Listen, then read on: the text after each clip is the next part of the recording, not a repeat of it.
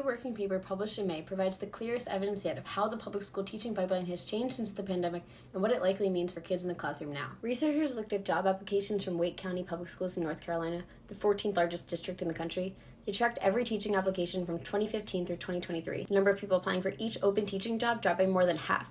By 2022 and 2023, it was down by 3/4. The drop hit every subject, math and special ed, where shortages have always been a problem, but also elementary and English, which usually attract plenty of applicants.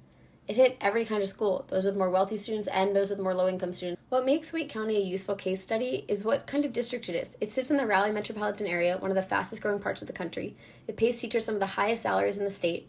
It's traditionally been considered a desirable place to work and live. If the teacher pipeline is breaking down here, it's almost certainly worse in districts with fewer resources and less competitive pay. A few things are likely contributing. First, pay.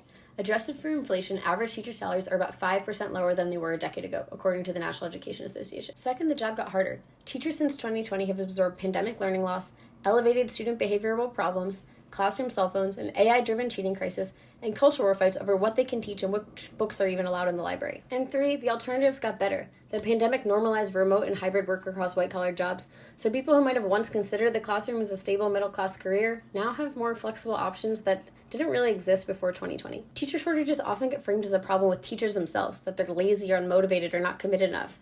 But when you make a job worse, fewer people want to do it. That's true for any job. We need to make teaching a job that people want to do.